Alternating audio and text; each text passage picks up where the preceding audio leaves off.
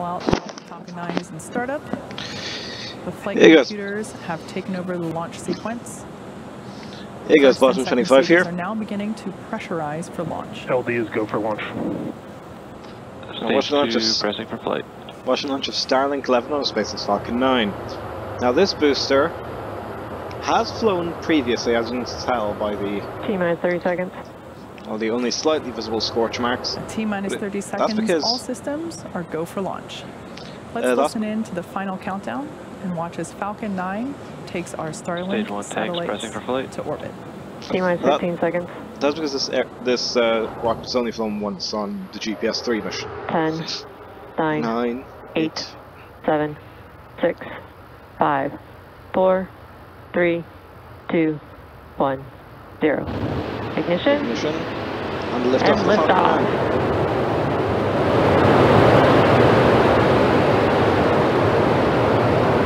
There we go. Falcon 9 has cleared the tower. M1D performance is nominal. And of course that is launch pad 39A, I believe, which is the same pad as Bob and Tug took off and all Crew Dragonflies will fly from. It's also like a pad from the Apollo and Space Shuttle era.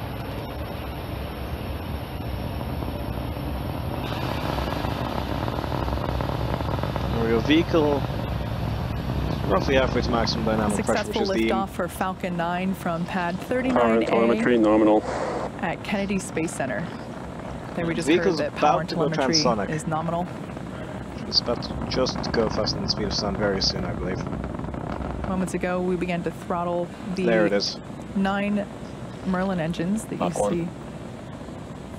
They're propelling the first stage through the atmosphere. We began to throttle them down in preparation for max Q. Which is the maximum aerodynamic stress also known applies as to the max Q. There we go. All right, there we heard the call out. The vehicle just went through the moment in which it experiences the greatest aerodynamic pressure. You can see in about like, a minute, around we're that going to have time, 3 events happening back to back. around that stage you can see that trail. First will that be main engine almost all cutoff for rockets MECO, around max Q, where all 9 M1D engines will shut down and slow the vehicle in preparation for event number 2, stage separation. As the name indicates, this is where the first and second stages will separate. Engine chill has begun. There we heard the call for MVAC engine chill, indicating that the second stage is preparing for that stage sep and ignition of MVAC. After stage separation, stage 1 will start to make its way back to Earth for its landing on our drone ship, and stage 2 will continue its journey along with the third event, SCS1 or second engine start 1, where MVAC will ignite and begin to propel the second stage along with the Starlink satellites to orbit. Okay, I just switched cameras. I thought there was something wrong, but no, that's just a different camera angle. Expecting MECO in about 10 seconds. The vehicle was pitching up a bit more than usually it looked like to me, but it's probably just different camera angle because different launch pad.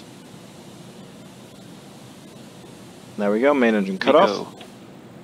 Stage separation confirmed. And SES1. There we go. All right, on your screen there we have visual confirmation of those 3 events. MVAC is now ignited and beginning to develop that warm orange glow. The next event we have coming up is fairing deployment.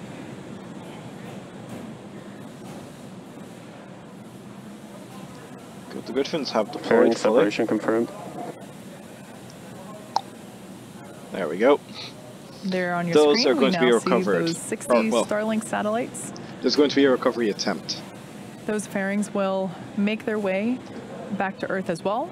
Like I mentioned before, we won't be able to bring live coverage of the recovery attempt for those fairings as they'll be happening after we close our webcast. So be sure to check in on our social media accounts for updates on that. Second stage telemetry looks good. Rotating itself, everything is nominal so it's there. going engine first. Now, as it heads towards its targeted drop-off orbit, first stage, there on the left-hand side of your screen, will execute 2 burns in order to make its way back to Earth. The entry burn and the landing burn. There's no boost back here.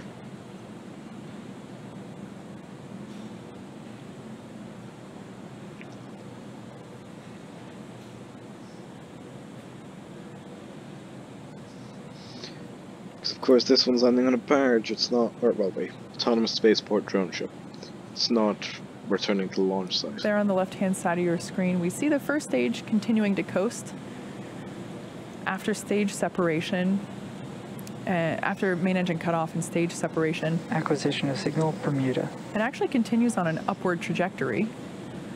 Because physics. Its maximum height gets about 132 kilometers.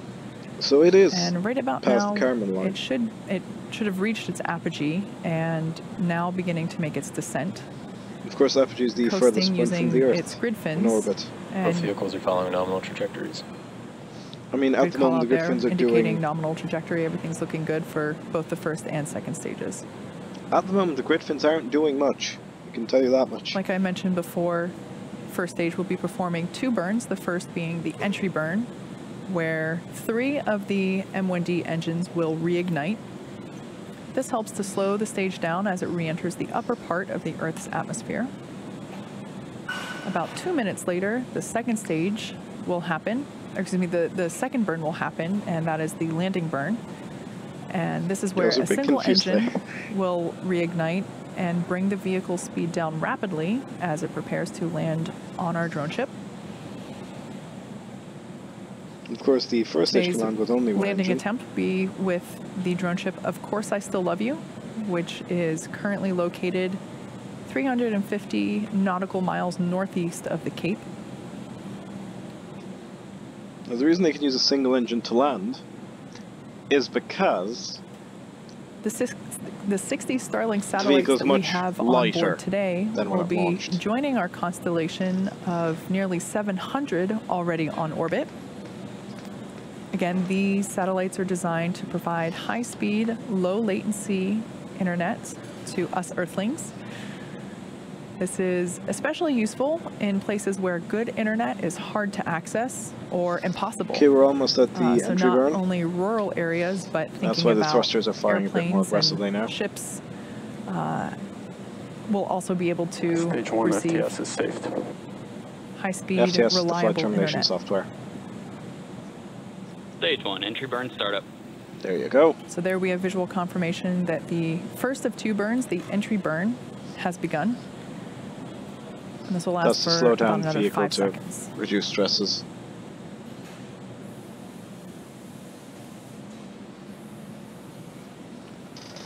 Stage 1, entry burn shutdown. All right, shutdown of those, again, that was performed with 3 engines. Checking in on the second stage, everything continues to look nominal there. Trajectory is looking good.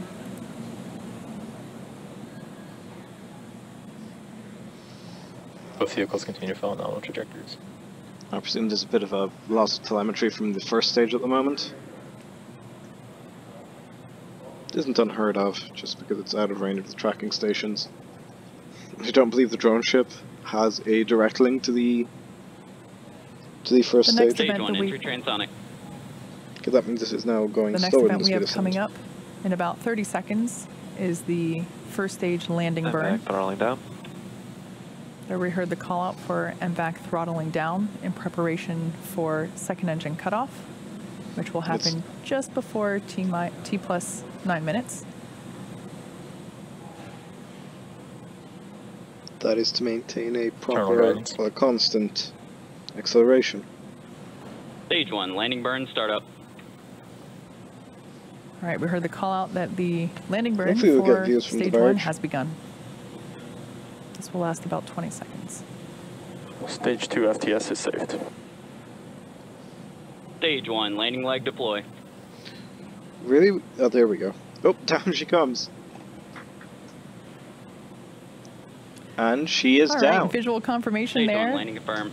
that this booster has landed for a second time. There we see a live shot from our drone ship in the Atlantic Ocean. Of Course I Still Love You.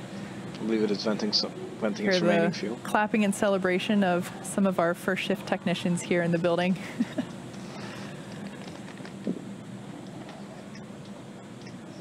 Second stage continues to look good. Nominal orbital insertion. All All right, and there we just heard the call out for good orbit for second stage. So at this point, stage 2 is going to coast in this orbit for just a few minutes. During this time, it will start to spin along its central axis, giving the Starlink satellites the momentum that they need to deploy and space themselves out over time after deployment. Expected loss of signal. We're going to take a quick break here, and we'll be back at T plus 14 minutes and 15 Acquisition seconds. of signal. Stick with us. I'm also going to take a quick break. I'm going to keep the video recording because, unfortunately, technical difficulties. I don't. On this computer, I don't have the ability to edit the videos together like I would with some other ones. Unfortunately, I will have to mute this because copyrighted music, so I'll just let you watch as the vehicle spins up and I'll be back shortly.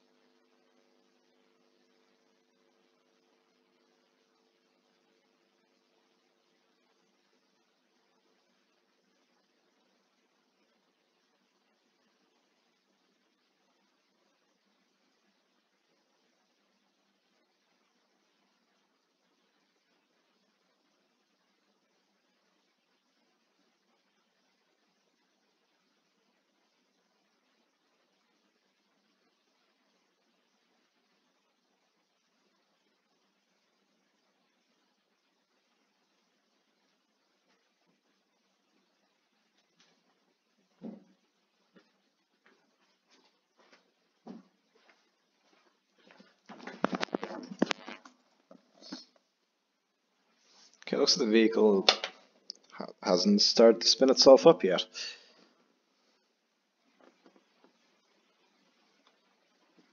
I presume it's just not that time yet. But the reason they do that is because, of course, there are 60 satellites on this, and it's right at the upper end of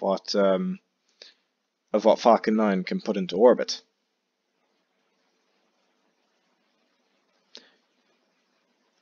So of course they want to save weight wherever possible, and the way they do that is by not having a proper separation mechanism. And by proper separation mechanism, I mean the explosive bolts and things that will separate it. So separate them, they spin up the stage, and they only have something that's basically just holding them on. Basically, that's keeping them taut. Then they'll separate that, and then the rotation of the upper stage will basically space them out. And then of course the engines will,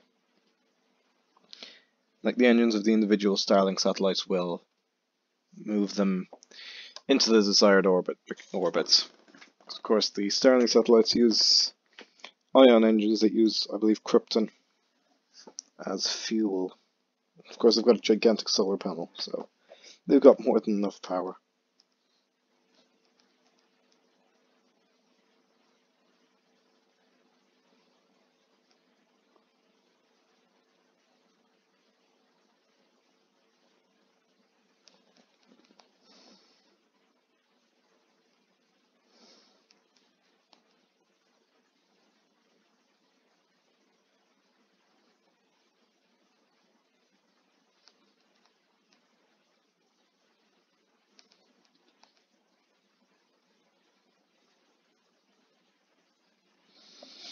See, it should only be about a minute or two until the deployment. It's time to deploy the satellites.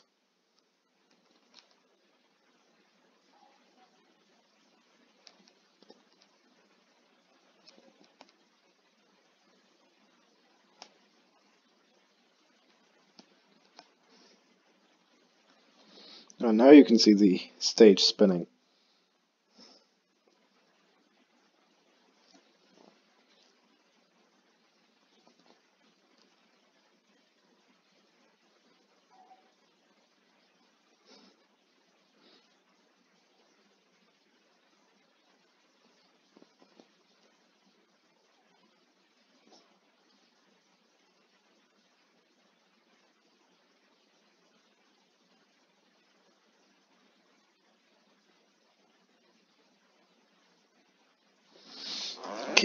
forgot to turn the audio back on. Time liftoff from Cape Canaveral and saw a successful landing by Stage 1 made on our drone ship, Of Course I Still Love You, out in the Atlantic Ocean.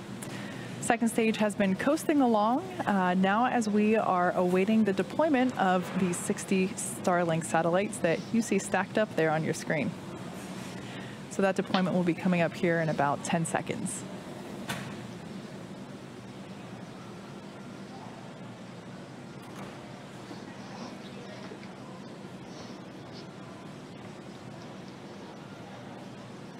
Starlink deploy confirmed.